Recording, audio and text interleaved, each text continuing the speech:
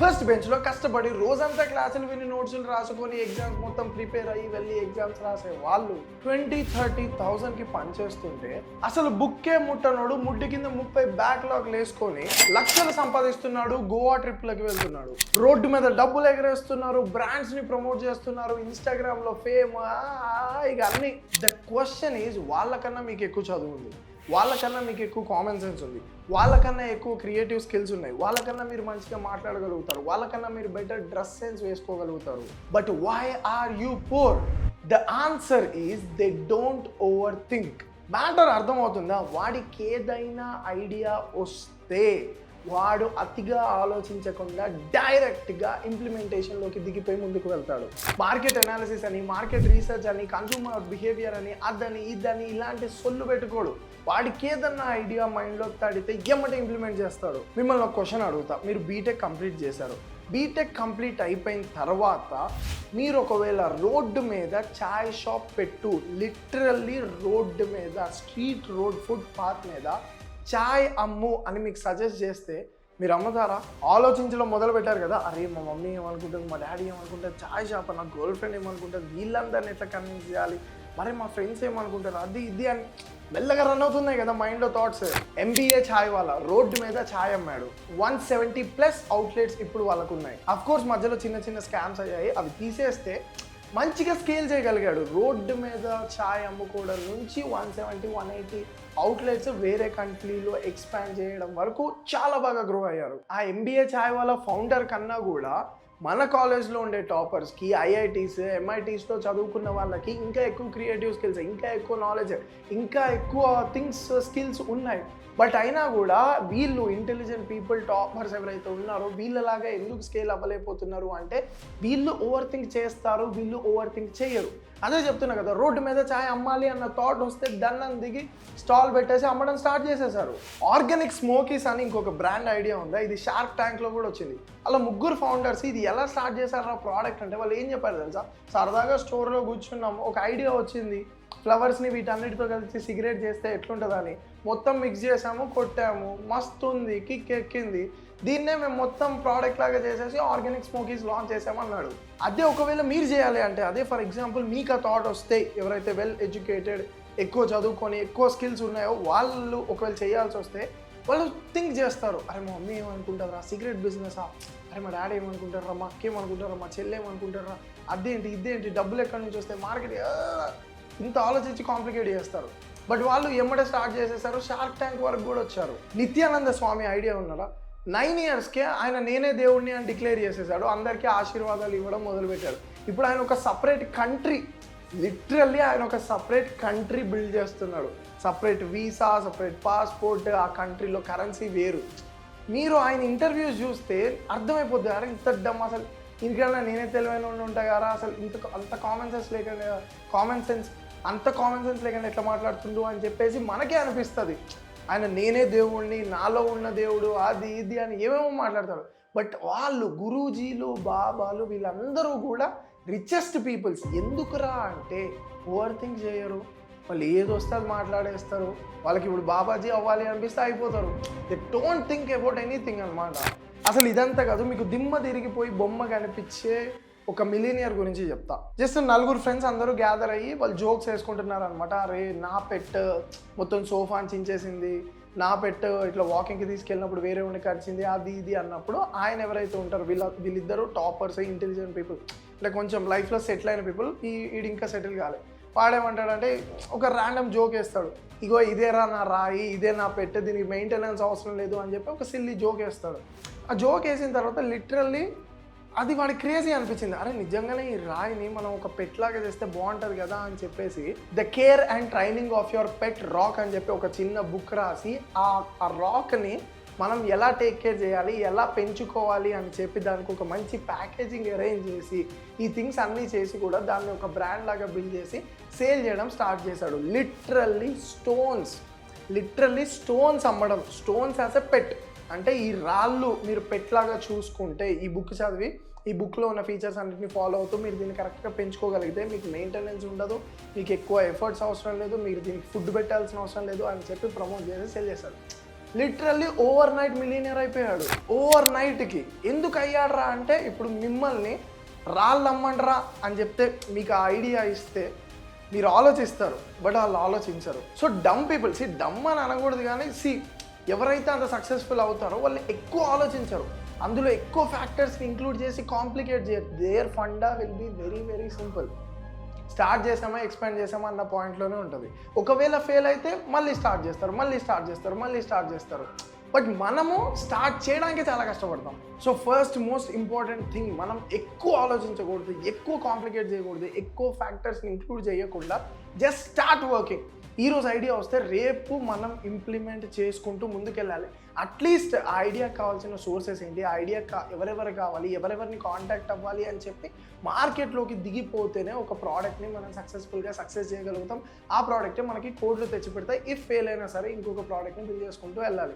That's what working for dumb people, that's what working for average people. Second point ఏంట్రా అంటే డ్యూనింగ్ Kruger effect. దీన్ని సింపుల్గా అర్థం చేసుకోవడానికి ట్రై చేయండి. గ్రేట్ మేనేజర్ ఇన్స్టిట్యూట్ టీమ్ ఒక రీసెర్చ్ చేసింది. 4296 ఇండియన్ మేనేజర్స్కి వాళ్ళే రేటింగ్ ఇచ్చుకోమని అడిగింది. అండ్ మిగిలిన ఎంప్లాయీస్ అందరినీ కూడా మిమ్మల్ని మీరు రేట్ చేసుకోండి అని చెప్పి ఒక సర్వే కండక్ట్ చేసింది. సో ఎవరైతే ఈ మేనేజర్స్ ఉంటారో, టాప్లో ఉంటారో, వాళ్ళందరూ కూడా వాళ్ళు ద బెస్ట్ అని చెప్పేసి 90%, 92%, 95%, 98% కూడా ఇచ్చేసారు.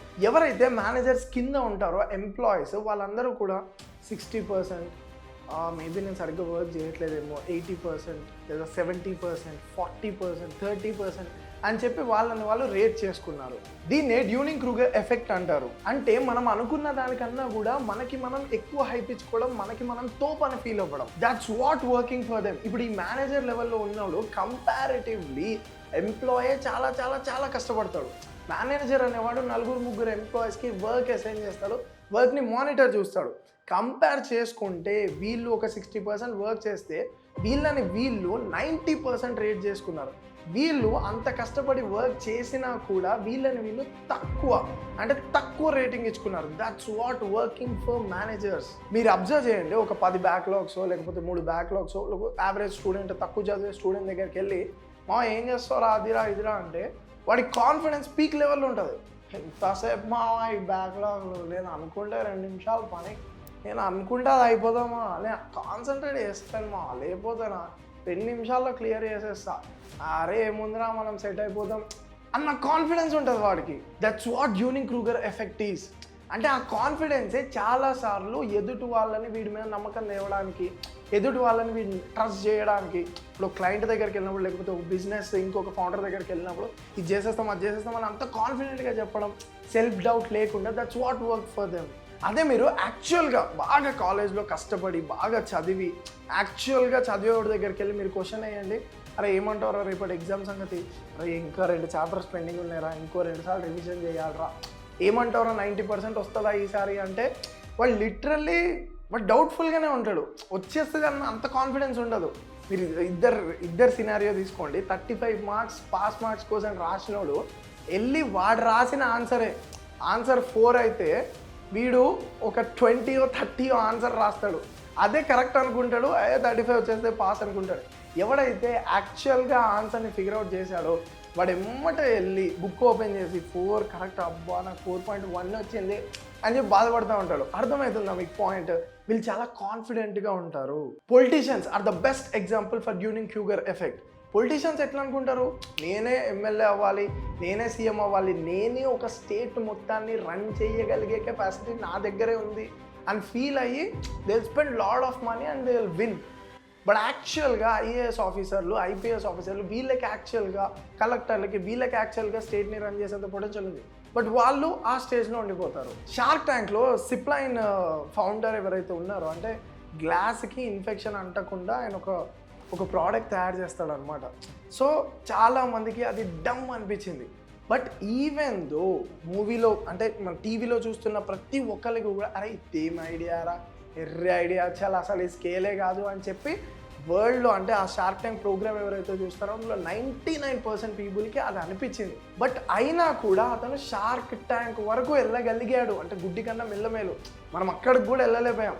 But he went to Shark Tank, ఆయన ప్రెజెంటేషన్ ఇచ్చాడు అండ్ అది తప్పు అని చెప్పి అంతమంది అన్నా సరే he is still doing marketing for that product. So that's what working for them. So that's what అంటే అదే వాళ్ళకి వర్కౌట్ అవుతుంది. రైతు బిడ్డ పల్లవి ప్రశాంత్, మీకు ఐడియా ఉన్నాడా? పల్లవి ప్రశాంత్ ఫోన్ ఓపెన్ చేసి నన్ను తీసుకెళ్ళండి అన్న బిగ్ బాస్కి, నాగార్జున సార్ని ట్యాగ్ చేయండి అన్న ప్లీజ్ అన్న. లిటరల్లీ ఇఫ్ ఒకవేళ మీకు బిగ్ బాస్కి వెళ్ళాలి అని ఉందంటే మీరు ఏం చేస్తారు? ఫేమ్ పెంచుకుంటారు, ఇలాంటి పాసిబిలిటీస్ ట్రై చేస్తారు. కొంచెం ఫేమ్ పెంచుకొని ఆ కనెక్షన్ తీసుకొని రిక్వెస్ట్లు పెట్టుకొని ఇట్లా నేను కూడా వెళ్ళాలనుకుంటున్నా, ఇది నా ప్రొఫైల్, అది ఇది అని చూపిస్తారు. You never open your phone and you will do ఇలాంటి సెల్ఫీలు చేయరు కదా. నన్ను తీసుకెళ్ళాలా రైతు బిడ్డనన్నా అని చేయరు కదా. బట్ పల్లవి ప్రశాంత్ ప్రతి ఒక్క ఇన్ఫ్లుయెన్సర్స్తో కోలాబ్ పెట్టుకొని, ప్రతి ఒక్క పోలీస్ తోటి, ప్రతి ఒక్క పీపుల్ తోటి కలిసి, అసలు బిగ్ బాస్కి వెళ్ళడానికి దీనికి ఏమైనా సంబంధం ఉందా? ప్రతి ఒక్కరిని కలిసి వాళ్ళతోటి చెప్పియడం, నేను పోలీస్ని మన సపోర్ట్ చేయండి అని చెప్పి, అట్లా ప్రతి ఒక్క పీపుల్ తోటి చేశాడు. One final day he went and he won the Bigg Boss title. So matter అర్థమవుతుందో, కొంచెం డమ్ ఉన్నా సరే వాళ్ళకి ఎందుకు వర్కౌట్ అవుతుంది, వాళ్ళు ఎందుకు గ్రో అవ్వగలుగుతున్నారు అంటే ఓవర్ థింక్ చేయరు, వాళ్ళని వాళ్ళు ఎక్కువ ఎస్టిమేట్ చేసి ఎస్ నేను బిగ్ బాస్కి వెళ్ళగలుగుతా, ఎస్ నేను ఖచ్చితంగా టైటిల్ కొట్టగలుగుతా అని వాళ్ళని వాళ్ళు ఎక్కువ చేసుకుంటారు. And that's working for them. ఇప్పుడు చాలామంది కామెంట్ సెక్షన్లో బాగా ఆలోచించి ఇక్కడ లిస్ట్ తీస్తారు.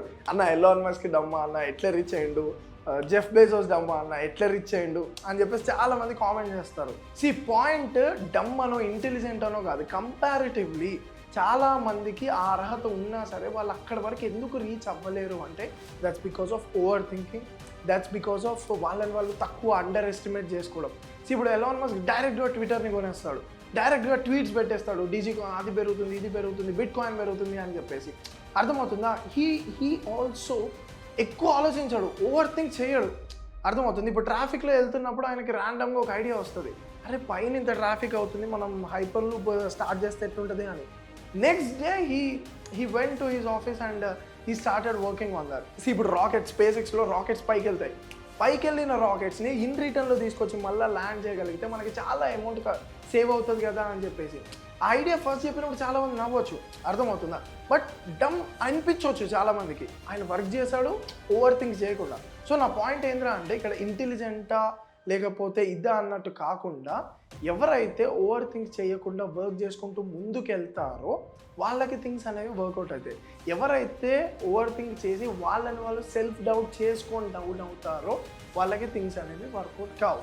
That the whole point of the video comrades. Don't over think. అసలు ఓవర్ థింక్ చేయకండి. ఇప్పుడు మీకు యూట్యూబ్ ఛానల్ స్టార్ట్ చేయాలంటే ఈ క్షణమే వీడియో అయిపోగానే సాయి జీమెయిల్ అకౌంట్ పెట్టేసి నేమ్ పెట్టేసి స్టార్ట్ చేసి పడేసేయండి. తర్వాత విషయం తర్వాత చూసుకుందాం, తర్వాత సంగతి తర్వాత చూసుకుందాం. ఇప్పుడు మీకు ఏదైనా స్టార్ట్అప్ ఐడియా ఉందా? Start right now. ఇప్పుడు మీకు ఏదైనా థింక్ చేయాలని స్టార్ట్ రైట్ నౌ. ఇప్పుడు మీరు నన్ను కలవాలని వచ్చేసే. ఇప్పుడు మీకు ఏదైనా నేర్చుకోవాలన్నా నేర్చేసుకోండి. ముహూర్తాలు పెట్టుకొని మంచి రోజులు చూసుకుంటే చాలా డిలే అవుద్ది. So that's it for the video guys. Love you all.